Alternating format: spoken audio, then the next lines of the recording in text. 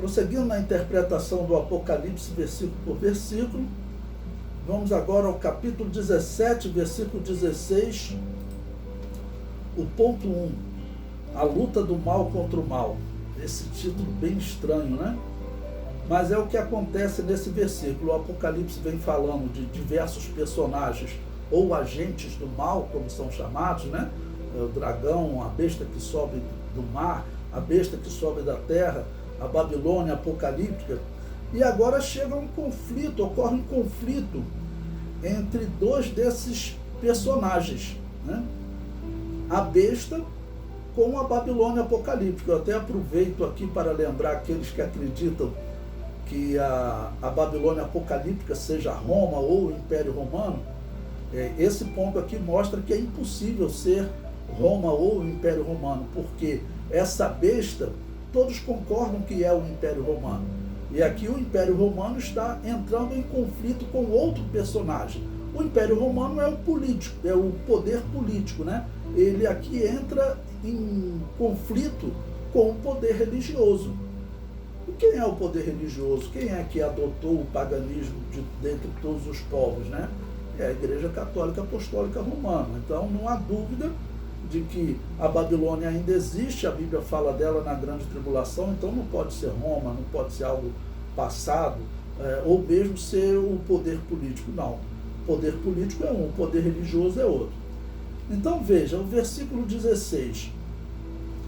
E os 10 chifres que viste na besta são os que aborrecerão a prostituta, e a porão desolada e nua, e comerão a sua carne, e a queimarão no fogo.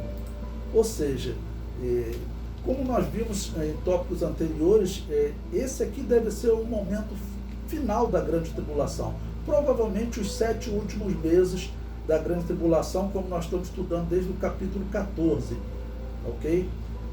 Ou no máximo a segunda metade da grande tribulação.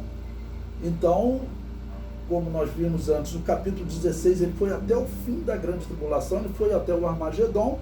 O capítulo 17 e 18 retornam em um ponto da grande tribulação e no capítulo 19 encerra a grande tribulação, descreve de novo a batalha do Armagedon.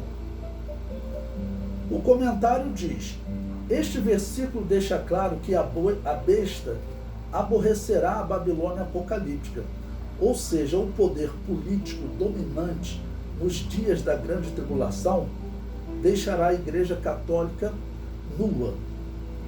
O que significa isso? Sem bens, né? Ou seja, vai ser tirado tudo dela. E aí, claro que não existe dúvida de que a Igreja Católica é uma das instituições mais ricas. Aí eu vou contar exatamente sobre essa riqueza nesse tópico, né? O comentário prossegue. Identificar o momento da grande tribulação em que a Babilônia apocalíptica é destruída pela besta é um grande desafio. Em primeiro lugar, é importante dizer o quanto é significativa essa luta. O poder político dará fim ao poder religioso. A maçonaria estará participando da besta que sobe do mar. Ela participou diretamente da Organização dos Estados Unidos e parece governar o mundo. Bom, um ponto aqui de comentário para vocês. A maçonaria eu a vejo como a provável religião que o anticristo vai propor ao mundo. É uma religião que diz o seguinte: você pode adorar todos os deuses, você só tem que, a partir de agora, adorar também Abaddon, né, que significa o destruidor na Bíblia, que claramente é o nome de Satanás. Então a maçonaria é isso que ela prega. Então, muito provavelmente, ela vai ser a religião do anticristo, essa nova religião, porque a maçonaria já traz essa proposta de união das religiões, que nós sabemos que é profética, e hoje o mundo já trabalha para isso, né? O mundo caminha para isso, com a ajuda até do Senhor Papa. O comentário prossegue. Esse poder político se unirá a uma segunda besta, identificada como besta vermelha e que fala como dragão, no último momento da Guerra do Armagedon, retratando uma união da maçonaria com o comunismo. Bom, retratando o que parece ser, né, melhor dizendo, uma união da maçonaria com o comunismo, porque é isso que nós observamos hoje. Né? A maçonaria ela já está envolvida tanto na religião quanto na política. Só que a maçonaria ela domina a política do mundo. É sabido, os Estados Unidos foi todo organizado pela maçonaria. É sabido que a reforma protestante foi organizada pela maçonaria. Os homens que, em outro tópico aí eu falei para vocês, os homens que fizeram o primeiro estatuto da maçonaria foram 3 pastores calvinistas. Então isso aí não tem dúvida. A maçonaria ela está de braços dados com o protestantismo. Quem trouxe as igrejas protestantes para o Brasil foi a maçonaria. Então essa união já vem de longe. Ela está envolvida de uma certa maneira na política e na religião. Ok? E como, pelo que nós percebemos, haverá uma só besta, uma união final, porque é falado em 2 bestas e depois fala em uma besta só, um poder só. Ou seja, uma união entre a besta que sobe do mar e a besta que sobe da terra. A besta que sobe da terra, eu coloquei diversas possibilidades, mas falei para vocês que o mais provável é a China. Né? As características, né, que falava como dragão, o animal que simboliza a China é um dragão, um país também que é identificado com o vermelho, e essa besta ele é chamado de uma besta vermelha. Ok? Bom, prosseguindo, o comentário diz: parece que o engano da Igreja Católica não será mais útil para o anticristo e este ordenará a sua destruição. Então, parece que vai chegar algum momento da história que o engano que a Igreja Católica faz hoje não vai ter mais utilidade. Hoje a Igreja Católica está enganando instituições que estão se ligando a ela. Em 2017, as 4 igrejas reformadas, luterana, presbiteriana, metodista e anglicana, assinaram um documento retornando à Igreja Católica, chamando ela de mãe. Na verdade, estão chamando a Babilônia apocalíptica de mãe. Outras igrejas estão indo, né? E essa enxurrada de engano aí, tem até pastores da Assembleia de Deus também indo, né? Então, esse trabalho de união das religiões, o Papa já faz, né? Mas vai chegar um momento que eles não vão ter mais a quem enganar. Os cristãos, verdadeiros cristãos, serão tirados da terra. Outros cristãos que estiverem fracos, ficarem na grande tribulação, a descrição bíblica é que eles morrem.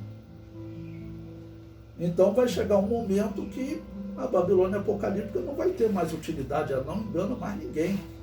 Porque hoje ela engana também os ateus, né? Os ateus dizem que não querem saber do cristianismo porque o cristianismo matou, violentou, enganou na história. Para você explicar para um ateu que a Igreja Católica não é cristianismo, ele simplesmente não aceita isso, porque a difamação foi bem feita. Infelizmente, tem que falar isso, a difamação foi bem feita.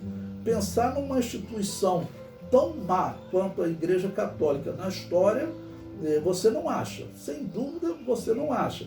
E pior, né, que não é só a Igreja Católica, isso aí contando só o período católico. Porque antes do período católico, a Babilônia apocalíptica já existia. Eu venho mostrando isso para vocês. A Babilônia apocalíptica existe pelo menos antes do império do governo egípcio. Ok? A Babilônia apocalíptica ela surge lá em Babel, com Nimrod e Semíramis, próximo do ano 2100 a.C., e toma o mundo todo. Toda aquela religião, ela era uma representação da religião pagã de Babel. E a Igreja Católica adotou, é sabido, eles pegaram 25 de dezembro, né, e pegaram e colocaram como dia do nascimento de Jesus, e foram no próprio nome Vaticano, é o nome de uma divindade, pegaram imagens, títulos de Semíramis, né, que era Mãe de Deus, Nossa Senhora e Rainha dos Céus, aplicaram a Maria, no ano 431 da era cristã, eles adotaram. E é sabido que essa religião romana que eles adotaram, qual a origem dela? Isso está na história. Flávio Joséfo conta no seu livro História dos Hebreus, quando ele fala da Torre de Babel, ele está escrevendo para o imperador romano. Quando ele fala da Torre de Babel, ele fala o seguinte, olha, cita um historiador romano e diz: a religião de Roma, segundo o vosso historiador tal, nasceu dos sacerdotes que escaparam dessa torre. De lá eles trouxeram a imagem de Júpiter se tornou a religião dos romanos. Isso é sabido. A religião fundada por Nimrod e Semíramis dominou o mundo antigo. E ela continua enganando. Esse é o significado, né? E essa é a razão do Apocalipse ocupar tanto tempo, tanto espaço de texto como essa instituição, porque a quantidade de pessoas sendo enganadas é muito grande, porque ela alterou a doutrina da salvação no ano 410 da era cristã, mudou de livre-arbítrio para determinismo dos deuses e chamou de predestinação, né? Mudou a doutrina da salvação, algo que ela não tinha autoridade para fazer, ninguém nunca terá autoridade para fazer isso, mas ela fez, e uma instituição que a gente sabe que nesse período em que ela faz a alteração, ela já era uma instituição 100% pagã. As doutrinas que ela tinha adotado eram doutrinas pagãs, não tem jeito. Bom, o comentário prossegue. Por que a besta, por que o anticristo destruirá então a Babilônia? É a pergunta. Se esta revelação retrata os últimos 7 meses da grande tribulação, como verificamos no capítulo 14, o mundo deverá estar passando por uma carestia. Fome, peste, terremotos e guerras estarão assolando a humanidade como nunca ocorreu na história. Porque você pensa, aqui seria o 7º ano da grande tribulação. Se são os últimos 7 meses, né? Então, isso está acontecendo no 7º ano da grande tribulação. Bom, se é o 7º ano, você já vem com os juízos de primeiro selos, depois trombetas, depois taças, todos eles trazendo catástrofes sobre a humanidade. A humanidade poderia estar numa situação aqui de, por exemplo, muito comum, pessoas comendo carne uma da outra. Eu falo porque na história da humanidade, os piores momentos que a humanidade viveu, nós encontramos pessoas assim, comendo carne humana. E pior, encontramos até mãe comendo carne do seu próprio filho. Então, o que está previsto para a grande tribulação é algo que não se viu na história da humanidade, né? Então, será algo, com certeza, bem pior do que isso. Vai estar numa situação realmente de calamidade a humanidade. O comentário prossegue. Tomando o que seria os piores momentos da história, os piores momentos da humanidade no passado, encontramos mães se alimentando dos seus próprios filhos por não terem o que comer. Isso aí aconteceu mais de uma vez na história da Bíblia. Na história do povo de Deus, né?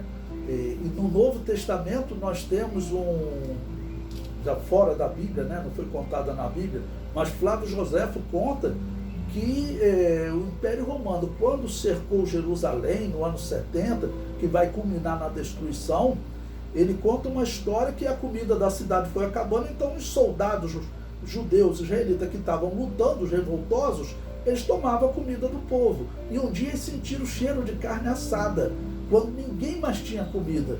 E eles foram lá na casa já para matar. Vocês esconderam comida? Quando a mulher trouxe a comida, era o corpo do filho dela, que ela tinha assado e já tinha comido uma parte. Disse que os soldados não tiveram coragem de comer, porque eles estavam comendo, né, rotineiramente, só o povo que não tinha comida. Mas se pense a mãe chegar ao ponto de comer a carne do filho. Bom, se esse texto trata de um sofrimento único na história da humanidade, sendo esse o momento, deverá acontecer pelo menos isso ou algo pior, né? O comentário prossegue. Encontramos momentos em que enfermidades devastaram cidades, mas estes exemplos do passado não podem se comparar ao que viverá a humanidade nestes últimos dias da grande tribulação. Jesus falou que a aflição da grande tribulação é única na história. Mateus 24, 21, ele diz: porque haverá então grande aflição, como nunca houve, desde o princípio do mundo até agora, nem tampouco haverá jamais. O anticristo destrói a Babilônia para tomar posse da sua riqueza. Depois eles comem a sua carne, ou seja, tomarão todos os seus bens. Pelo momento de dificuldade financeira que o mundo estará, eles vão decidir tomar os bens da Igreja Católica, já que a Igreja Católica ela é muito provavelmente a instituição mais rica do mundo. Claro, não é isso que a Bíblia profetiza, né? A Igreja Católica é dona de uma quantidade de bens, nós veremos mais à frente, e que não tem como ser calculado, A Bíblia não profetizou uma igreja rica, poderosa, que perseguia, matava, né? A Bíblia não profetizou isso, tá ok? Então, uma hora de dificuldade em que o anticristo vai querer uma mudança na religião, vai querer inclusive extirpar o nome de Cristo e o nome do Deus da Bíblia. E para isso, mesmo de forma enganosa, ele tem que destruir a Babilônia apocalíptica. O comentário prossegue. O segundo motivo da destruição da Babilônia é o culto que a maçonaria apresenta ao mundo, o culto a Abaddon. É assim que eles classificam a sua divindade, ou seja, como destruidor, né? É o Deus da maçonaria. Nenhum outro culto será permitido, nem o culto apóstata da Igreja Católica. Então, mesmo pregando um cristianismo travestido com personagens do paganismo, título do paganismo, nem essa religião será permitida. O comentário prossegue. Nessa fase final da grande tribulação, a Igreja Católica não poderá mais exercer o seu poder de engano. Os cristãos foram arrebatados ou mortos, e os israelitas que sobrarem não serão enganados por ela. Você veja, hoje eu tenho um problema quando eu vou evangelizar os israelitas. Às vezes participando de grupos, se eu for dialogar e falar que Jesus é o Messias, então imediatamente o judeu diz que os seguidores de Cristo perseguiram, mataram e defenderam a destruição do povo judeu, falando da Igreja Católica, né? E o que eu explico é: a Igreja Católica não é a Igreja de Jesus, senão realmente fica complicado. Como é que eu vou dizer que essa é a igreja que Jesus trouxe e Jesus disse que deveria até amar os seus inimigos, mas essa igreja defende a destruição até de um concorrente, vamos dizer, de uma religião diferente, ok? Ela defende a destruição. Mas, nesse ponto da grande tribulação, a igreja não está aqui. E esses israelitas, eles jamais serão enganados pela Igreja Católica por causa desse histórico péssimo dela. Ele engana outras, a Babilônia apocalíptica engana outras pessoas pensando ser ela a igreja verdadeira. Mas os judeus não caem mais nesse engano. Eu acredito que não, né? Eu vou fazer essa interpretação minha, acreditar que os judeus vão, de alguma maneira, reverenciar o Papa, a Igreja Católica. Isso seria complicado, né? A profecia diz que eles vão se converter a Jesus, ao verdadeiro Jesus, não à Igreja Católica. O comentário prossegue. Certamente a guerra estará causando o aumento da pobreza, mas a humanidade continuará apoiando o anticristo e a sua proposta de destruir Israel. Porque eu falei em outros pontos para vocês. Uma parte dos cristãos foram arrebatados, outra parte de cristãos que ficaram. O Apocalipse diz que serão mortos pelo anticristo. Bom, depois vem Israel. Se o anticristo consegue acabar com a Babilônia apocalíptica, significa que essa instituição que falava no nome de Jesus, ela já não existirá mais. Essa instituição de alguma maneira prega o nome de Deus, diz representar Deus na terra, essa instituição não vai existir mais. Quem ainda estará anunciando o nome de Deus, o Deus da Bíblia na terra. Só os judeus, ainda que eles ainda não aceitem Jesus Cristo como Salvador, a nação. Mas se nós estamos na segunda parte da grande tribulação, no finalzinho, ao mesmo tempo eu disse para vocês, existe um grupo de israelitas que já aceitou Jesus. É o que nós entendemos com o número dos 144 mil. Por isso eles aparecem 2 vezes no Apocalipse. Nós comentamos sobre isso no capítulo 7, retratando eles na primeira metade da grande tribulação. Eles são certamente resultado da pregação das 2 testemunhas. Depois eles aparecem a partir do capítulo 14, capítulo 15. Por quê? Está retratando eles agora já pregando, né? Aparecem com Jesus no Monte Sião, eles pregando em Israel. Então uma parte já se converteu e esse número ele é progressivo. A descrição é que serão dados sonhos e visões para que no final todo Israel creia. O comentário prossegue. A riqueza da Igreja Católica é algo incalculável. É a soma de bens e investimento em empresas que não podem ser calculados, principalmente os bens. Depois é dito que a queimarão no fogo, ou seja, a Igreja Católica será destruída pela besta durante a grande tribulação e não retornará no milênio. Será uma destruição definitiva. Aí eu coloquei aqui também como um ponto importante. Terminando a grande tribulação, vai ter início ao milênio.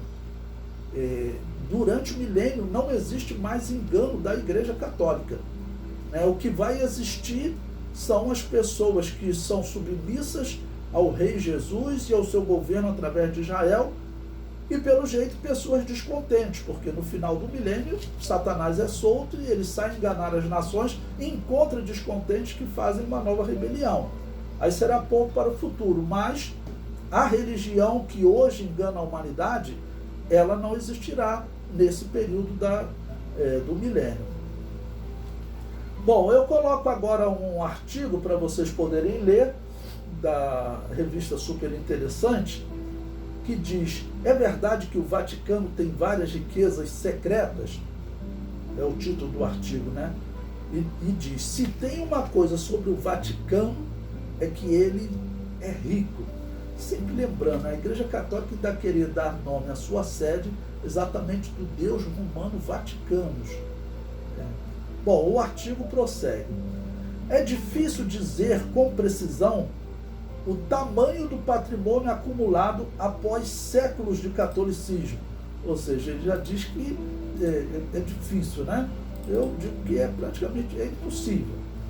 A cidade-estado localizada em Roma goza de várias isenções fiscais e não precisa tornar sua contabilidade pública como uma empresa comum. Além disso, o Vaticano abriga dezenas de obras de arte de valor imensurável. Mas há indícios concretos, desde terrenos e investimento até objetos pessoais, que permitem estimar ao menos parte da riqueza papal. Aí tem o título: Papa Tudo. Patrimônio inclui imóveis, ações e obras de arte. Depois um outro tópico: um AP de responsa. Com piso de mármore do século XVI e cerca de 10 salas grandes, o luxuoso apartamento que serve de moradia ao Papa tem aproximadamente 230 metros quadrados. Segundo estimativas, não se sabe o valor do metro quadrado no Vaticano, mas em Roma, onde a cidade-estado está localizado, ele pode chegar até R$17.000, ou seja, o cafofo do pontífice valeria cerca de 4 milhões. Um banco imobiliário, tudo isso para a gente pensar, né? Será que é isso que está profetizado sobre a Igreja de Jesus? Essa é mesmo a Igreja de Jesus? Eles têm também um banco imobiliário. A igreja tem milhares de terrenos no mundo, muitos deles para uso de paróquias, escolas e hospitais. Estima-se que cerca de 700 são alugados para fins comerciais. A maioria fica na Itália, no Reino Unido, na França e na Suíça. Um desses imóveis serve de instalação para joalheria, aí é um nome aí complicado, não sei se é em inglês isso, uma rua chique de Londres, deve ser em inglês, cujo aluguel gira em torno de $9.000 por metro quadrado. Aí tem um outro título, cofrinho, cofrão. O Banco do Vaticano foi criado em 1942 para administrar os gastos da cidade-estado e as doações vindas do mundo todo. Chamado oficialmente de Instituto per le Opere de Religione, ele é um banco de investimento. Quem aplica nele ajuda a manter, por exemplo, mais de 100 mil hospitais católicos ao redor do mundo. Estima-se que o banco guarde cerca de $3 bilhões. Ilustra de peso, outro tópico. Além de obras de arte, a cidade-estado também abriga um arquivo com mais de 150 mil documentos históricos, situado em 2 bunkers 6 metros abaixo do solo.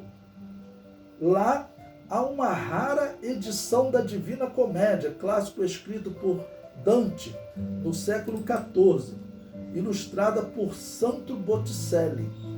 Só para ter uma ideia, obras desse pintor renascentista já foram avaliadas em até 20 milhões de euros. Ações em alta. O Vaticano também é dono de uma carteira de investimento na casa dos $4 bilhões. Ela inclui ações de várias empresas italianas, como Fiat e Alfa Romeo. Foram doadas à instituição na época do Tratado de Latrão, um acordo de 1929 que formalizou a cidade do Vaticano como Estado soberano, independente da Itália. Foi Mussolini, que oficializou, criando esse Estado para o Papa. Outra divisão diz tesouros da humanidade. O Vaticano detém obras cujo valor é inestimável, porque sequer é cogitado vendê-las. É o caso do quadro São Jerônimo, de Leonardo da Vinci, na Basílica de São Pedro. Sabe-se que a Mona Lisa, também de da Vinci, foi avaliada em cerca de $100 milhões. Não é exagero imaginar que o afresco de Michelangelo no teto da Capela Sistina, por exemplo, também chegaria a esse valor ou passar. Tem uma outra divisão que diz que luxo de acessórios. Alguns objetos pessoais do Papa, como o anel e o cajado, são produzidos com metais e pedras preciosas. Também já houve tiaras papais, um tipo de coroa, não mais usado hoje em dia. Muitas foram presentes de chefes de Estado. 3 feitas de ouro são exibidas em museus do Vaticano. A maior leva 9 quilos do material, o que a faria custar R$900 mil. E sem contar as pedras preciosas, isso aí só uma coroa, Outras curiosidades. Por volta do século VII, a Igreja Católica já era a maior proprietária de terras do mundo, ou seja, ali dos anos 601 até o ano 700, A Igreja recebe dízimos, laudêmios, pedágios e outros impostos sobre terras consideradas suas por todo o planeta.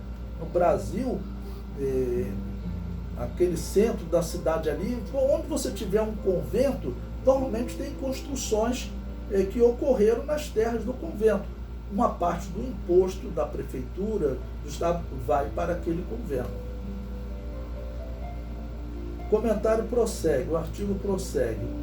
Há ainda outras 20 tiaras papais guardadas, a maioria feita de prata. O trono papal é um mistério. Alguns historiadores alegam que ele é de madeira coberta com bronze dourado, outros que é de puro ouro. O anticristo usará os recursos pilhados na Babilônia para financiar a sua guerra contra Israel. Porque, como eu disse, o mundo estará numa catástrofe muito grande. E o anticristo, qual é o propósito dele? Já que Israel rejeitou a aliança e não aceitou ele como Messias, não concordou quando ele assentou-se no templo de Deus querendo parecer Deus, o anticristo quer destruir Israel e destruir a religião de Israel, porque será a última religião, o último povo que estará ainda usando a Bíblia, acreditando na Bíblia. Então o anticristo parte para essa destruição.